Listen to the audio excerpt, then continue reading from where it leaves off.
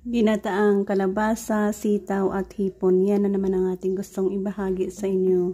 Join me guys dahil ito ang isa sa budget friendly recipe natin. Mga lutong bahay na ibinabahagi din natin sa inyo. Sarap ulam. Gamitin natin ang used oil na pinagprituhan natin ng lumpia.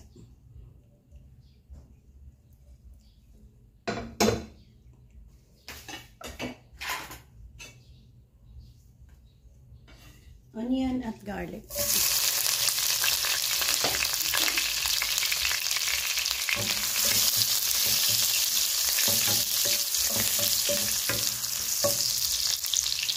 Bawasan natin ang mantika, sobrang nadami yata yung nilagay natin. Yan ang natin yung bawasan. Kamatis.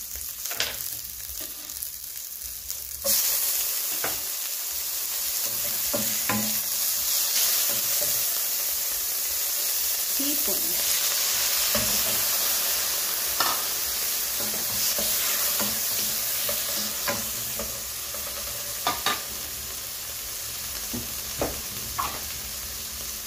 Asin.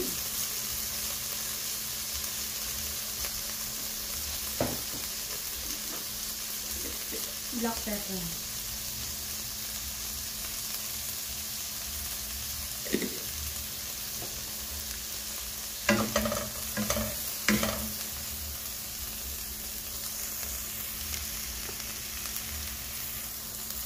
Tanggalin muna natin ang ating hipon. Para hindi ma-overcook, tanggalin natin ang hipon natin. Saka natin i-add ang ating another ingredients dyan. Mas manamis-tamis kasi ang hipon pag hindi overcook. At meron na tayong hipon paste dyan. I-add natin ang ating kalabasa at sitaw. Ayan. Lagyan ng tubig. At isagin.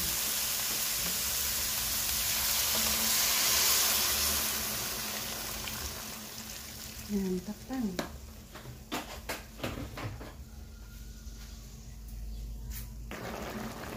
Asin.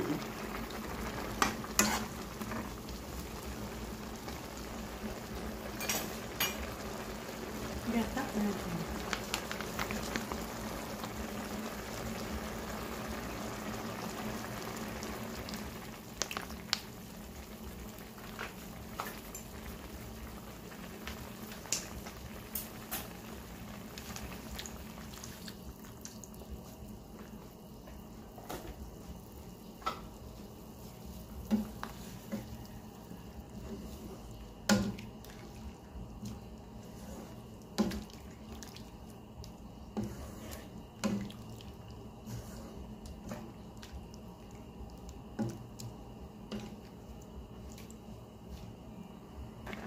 I-add natin ang 2 pirasong sili natin at malunggay. Ibalik natin yung ating hipon.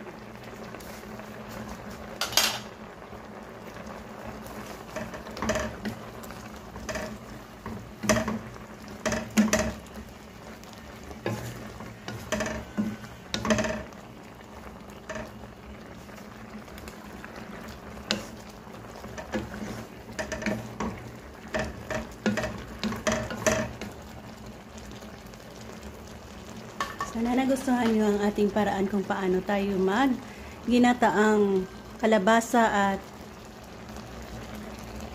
sitaw na mayroong hipon. Thank you and God bless us all.